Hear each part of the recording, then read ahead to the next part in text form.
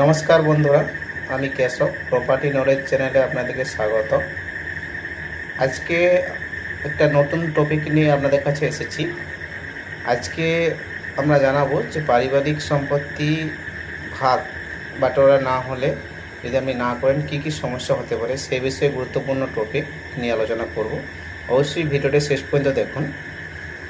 অনেকেই মনে করে যে পারিবারিক সম্পত্তি, ধরুন আপনার একসাথে পরিবার, যৌথ পরিবার, ভাই, কাকা, জ্যাঠা, দাদা সম্পত্তি, আরও অনেক রিলেটেড আপনার পারিবারিক সম্পত্তির মধ্যে থাকে।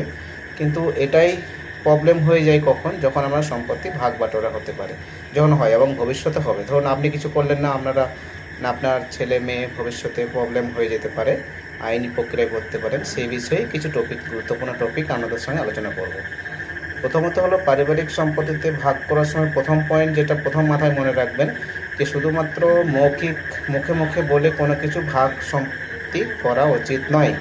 যা কিছু হবে লিখিতভাবে আইনি প্রক্রিয়ার মাধ্যমেই করবেন। কারণ ধরুন আপনি আজকে দিলেন, পরবর্তীকালে আপনি যদি কোনো সমস্যা হয়, কোনো ওয়ারিশ বা কোনো রিলেটিভ যদি দাবি করে সম্পত্তি ভাগ, মুখে কিন্তু কোনো কাজ হবে না। কারণ এটা কোর্ট, আইন, প্রশাসন, থানা, কোনো কেউ হেল্প করতে পারবে না এবং এক্ষেত্রে আপনি প্রবলেমে পড়ে যাবেন।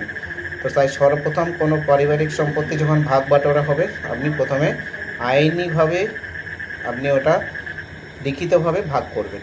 2 নম্বর হচ্ছে, আপনি সমস্ত উত্তরাধিকার, মানে আপনার এটির মধ্যে যতগুলো জমির ভাগ আছে সবারই সম্মতি নিয়ে আপনি কাগজ, মানে আইনিভাবে লিখিতভাবে সবারই মতামত নেবেন। কারণ একজনও যদি আপনার কোনো রিলেটিভ যদি আপত্তি করে ওই জমির ওপর, তাহলে কিন্তু আপনি ভবিষ্যতে প্রবলেম পড়ে যাবেন। সাপোজ আপনার একটি ধরুন জমি আছে, আপনার 5 জন ভাই আছে, তার মধ্যে হয়তো 4 জন ভাই সম্মতি দিয়ে দিল যে ঠিক আছে আমরা এইভাবে ভাগ করে নিলাম সম্পত্তি, তুই 2 কাঠা আর একজন 2 কাঠা 1 কাঠা করে ভাগ করে নিলাম সম্পত্তিটা।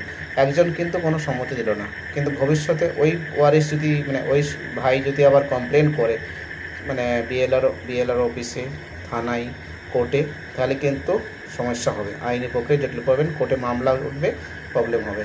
3 নম্বর হচ্ছে যে আপনার মিউটেশন করে নেবেন। যখন ভাগ হয়ে যাবে, আইনিভাবে প্রক্রিয়াভাবে সব কিছু হয়ে যাবে, বৈধ নথি হয়ে যাবে, তখন মিউটেশন করে নেবেন। কারণ মিউটেশন না হলে আপনার নামে, সরকারি খাতায় আপনার নামে রেকর্ড হবে না, প্রবলেম হবে। আপনার নামে যে রেকর্ড, আপনার নামে খাজনা, আপনার নামে ট্যাক্স আসবে, সেটা মিউটেশন অবশ্যই করবেন। কারণ মালিকের নাম পরিবর্তন করতে হবে, না করলে ভবিষ্যতে প্রবলেম হবে, আইনি প্রক্রিয়া করে নিতে পারেন, সমস্যা হতে পারে। 5 নম্বর হচ্ছে যে আপনি রেকর্ড অবশ্যই করবেন। কারণ মিউটেশন করার পর রেকর্ড না হলে আপনার জমির কত অংশ পেয়েছেন, কত পরিমাণ পেয়েছেন, সমস্ত কিছু আপনার নামে রেকর্ড হবে। সেটা রেকর্ড করে নেবেন বিএলআর অফিসে মিউটেশন হওয়ার পর। তাহলে এই 3টি জিনিস মনে রাখবেন: দলিল, মিউটেশন এবং আরওআর রেকর্ড, পর্চা। এই 3টি যদি গুরুত্বপূর্ণ নথি থাকে, তবে আপনার সম্পত্তি নিরাপদ থাকবে আপনার কাছে এবং ভবিষ্যতে কোনো সমস্যা হবে না। অনেকে ভাবে কি, যে মুখে মুখে করে নেব, কোনো অ্যাডভোকেট বা লয়ার যে যে ওই বিষয়ে কাজ করে, কোনো বিশেষজ্ঞ, প্রপার্টি কনসালটেন্ট, যারা জমি জায়গা নিয়ে কাজ করে, প্রপার্টি অভিজ্ঞতা নিয়ে রেজিস্ট্রি অফিসে কাজ করে দেয়, তাদের কাছে কোনো সাহায্য নেব না, নিজেরাই মুখে মুখে করে নেব। এইটাই ছোট্ট একটা ভুলের জন্য ভাবেন যে এটা খরচা হয়ে যাবে, কিন্তু ভবিষ্যতে ওটাই যে কত বড় প্রবলেম হবে আপনি ভাবতে পারবেন না। এই ধরনের বহুত কেস আজকাল হচ্ছে, সেটা কোর্টে আপনার যাচ্ছে, কোর্টে দিনের পর দিন সম্পত্তি ঝুলে রয়েছে এবং কোনো সমস্যা হচ্ছে না। এটাই হচ্ছে আপনাদেরকে জানাতে চাইলাম। তো একজন প্রপার্টি কনসালটেন্ট এবং আইনি বিশেষজ্ঞের সাথে কথা বলুন, তবে আপনাদেরকে সাহায্য করতে পারবে। ধন্যবাদ, ভালো থাকবেন, সুস্থ থাকবেন।